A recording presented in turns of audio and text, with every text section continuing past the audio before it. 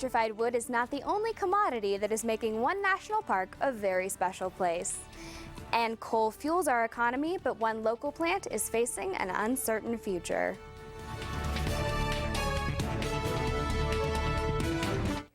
Good evening and welcome to NAZ Today. I'm Sierra Ferguson. Thanks for tuning in. Now, we delivered a story out of the Petrified National Park regarding some newly purchased land that is nearly doubling the size of the park. On the surface, this new purchase, you'll see nothing but land, but beneath the surface, a mineral worth mining. Recently, we reported on the newly acquired land of the Petrified Forest that is scattered with ancient fossils. Now, this land isn't only sparking the interest of paleontologists, but mining companies as well because of the potash deposits beneath the surface. Potash is a salt that includes high concentration of potassium and is processed for its most common use as the potassium compound of the fertilizer mix. The state became interested in the potash deposits after a spike in the potash economy. The price of potash worldwide spiked in about 2008. And at that time, the state of Arizona knew that there was a potash deposit here, but it had never been economically viable to mine it. As soon as the price went up, the state was interested in the economic activity, and so they put that word out to the mining companies. Mining companies became interested and began purchasing land and then exploring for potash. Currently, there are two mining companies, one on each side of the park, that are interested in pursuing potash mining. Both companies are in the process now of trying to attract investors, and the price has dropped again, so it's no longer as economically viable as it was once. So it's a little bit slow. Right now, the activity has slowed. It was at a point where they were considering mining as early as next year. In 14, then it was 15, and now it's probably pushed off a little bit further because of the slowdown in the economy, in the potash economy. Once mining begins, there are some concerns. Once there's a 30-foot hole in the ground down there, everything above it may have the tendency to shift downwards, and we're concerned about that once the mine is completed.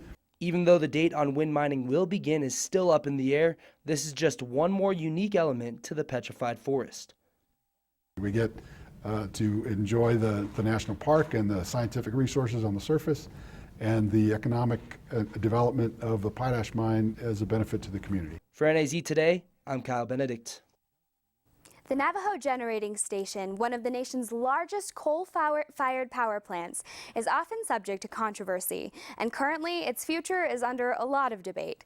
The power generating station provides the energy that Arizonans need to pump water from the Colorado River into their homes, farms, and businesses. But the generating station is also a notorious source of pollution here in the Southwest. In the desert, cheap water sustains life and our lifestyle. Water is beautifully cheap here. We have a well system in New Mexico, so it's a little bit pricey.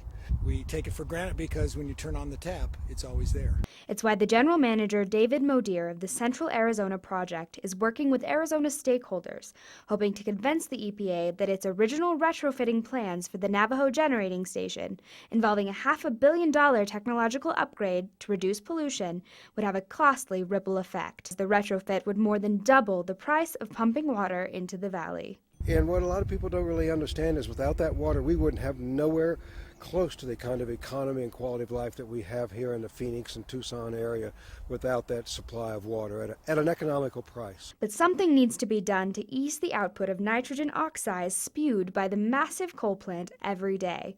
Modier and others have proposed an alternative plan that shuts one of the station's 3 units down and installs pollution control equipment by the year 2030.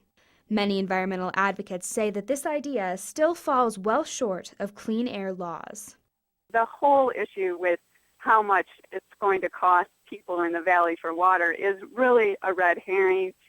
Most people will not even notice the increase. The Sierra Club says the cost of technology to properly retrofit the plant, producing what some call clean coal emissions, is a small price to pay for keeping northern Arizona healthy for future generations. There is a way to protect the Grand Canyon and protect public health and also develop a transition plan for the facility.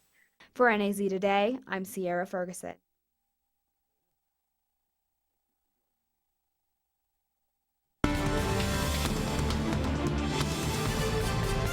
A local man is reunited with his best friend after he was hit by a train. And there was some high-flying action up at Snowbowl this weekend. Stay tuned. Hi, I'm Terry Markson. As seasons change, so does the inventory at Terry Markson Chevrolet Cadillac. We've got Northern Arizona's biggest selection of always changing certified pre-owned vehicles.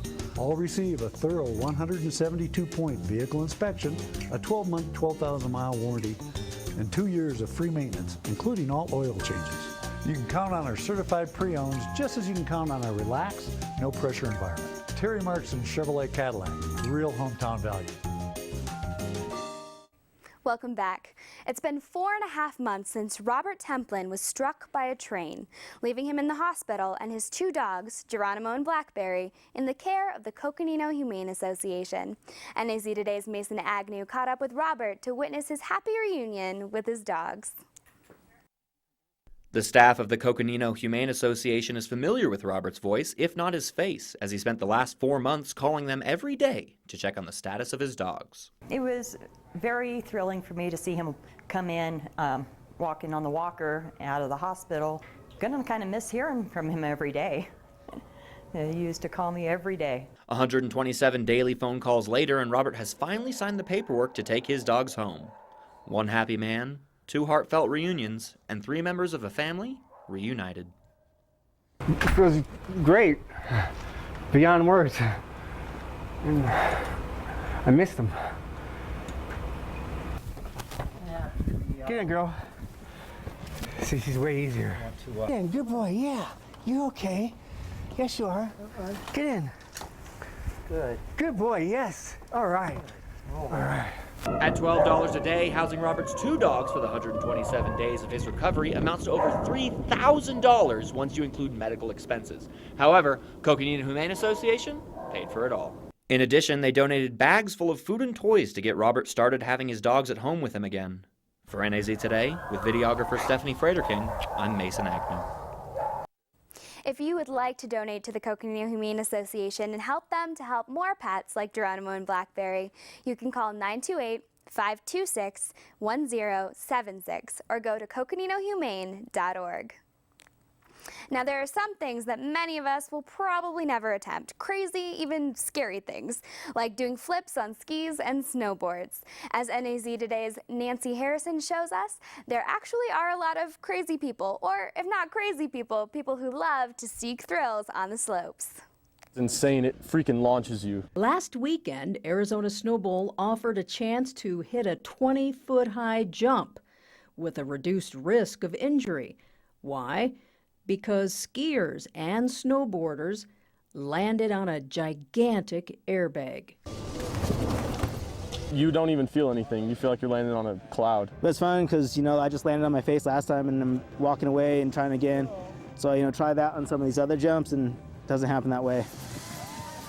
Strapped on their snowboards and reached for the sky. I don't do any tricks. I just wanted to go off of it because I'll probably never do a big jump, but it was nice to have something to land on without getting hurt. Because people at Arizona Snowbowl who thought they'd never hit a 20-foot jump like this in their lives, hit it full speed. I'm gonna try a method backflip and just grab the board behind you and flip it back. Getting big air and also landing on it. Everyone from first-time jumpers just wanting a flying experience to advanced jumpers pushing their limit. To be able to jump on this bag and just follow the tour from resort to resort. It's all up and down the West Coast.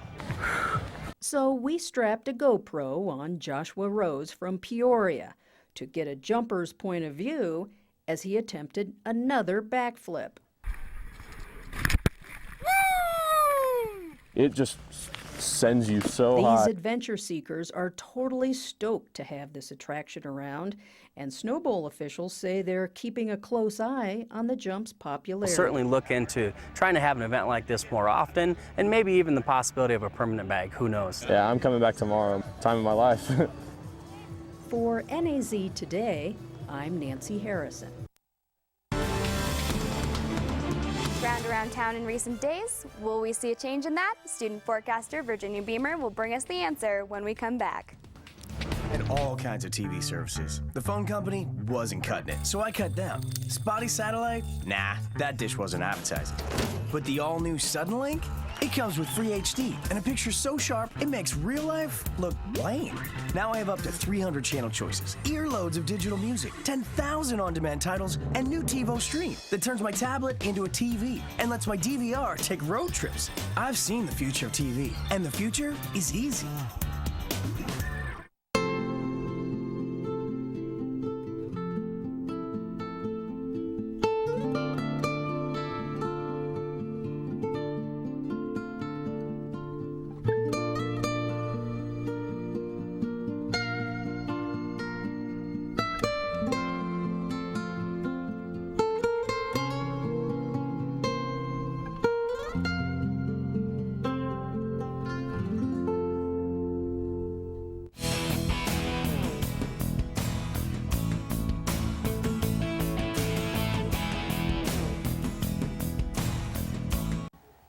Welcome back. I'm student forecaster Virginia Bemer. Just very mild day outside today. It was a little bit breezy, and you know, the graphic says it all. Dry air rules, and it definitely ruled not only today, but the past couple of weeks here in northern Arizona. And we're right around average because of that. 41 degrees outside was our high temperature today, right around the normal of 42, and nowhere near the record, although that might be a little bit nice if we could get there. And 19 was our low today, 17 degrees, right around average as well. And just if you take a look at the southwest satellite, you can just see what I'm talking about. Just beautiful clear skies across the southwest, a little bit of high clouds into northern California, but other than that, just beautiful. Now the things are going to change as we get in later in the week. We are going to start to see some of that clouds move into northern Arizona, and we're going to see high clouds on Tuesday and Wednesday, and by Thursday maybe even a little bit of snow. Around 10% to 20% chance between Thursday and Friday for that snowfall. Tomorrow though, like I said, high clouds are just going to start to move in, very dry and mild other than those few clouds. And then tonight things are going to be very cold because it's pretty clear outside, mostly clear tonight. 10 degrees is our low temperature. Sunset was at 5:30 tonight. So it's already pretty dark outside. Tomorrow, 49 degrees is our high, well above from what we saw today, and that's as high pressure moves in place with those high clouds. Partly cloudy and breezy. We're going to see some very light variable winds throughout the day. Sunrise is at 7:36 in the morning. All right, and across the state, everyone's kind of warming up just for Tuesday and Wednesday. 56 in Payson, 62 is the high tomorrow in Sedona, 57 in Prescott, 69 in Phoenix, and in Winslow, 52 degrees outside is their high. And for your Flagstaff extended forecast, Wednesday, 47 degrees outside, 43 by Thursday, 40 on Friday. We are going to see a mix between rain and snow, 10% chance, so very light, still very dry atmosphere out there right now. And in Sedona, same story. Things are going to warm up Tuesday and Wednesday and then cool down as we get into Thursday and Friday, where we have a chance in Sedona of seeing just some light rain. Not really a chance for snow down there. So it's gonna be pretty nice to see a little bit of snow. Definitely. I'm hoping that 10 to 20% chance kind of ups throughout the week so that we get a little snow on the ground. And we'll be more accurate on that the closer we get to Thursday and Friday too. Absolutely. I just love to see some snow. Well, a Virginia waitress is starting the new year with the biggest tip that she's ever received. A customer handed Samantha Perez a $500 tip while she was working at a burger bock in Richmond. Job site Snag a Job matched the tip with another $500, bringing Perez to $1,000. The generous patron, Seth Collins, has been leaving $500 tips in honor of his brother who died suddenly from cancer. Thank you so much for joining us this evening.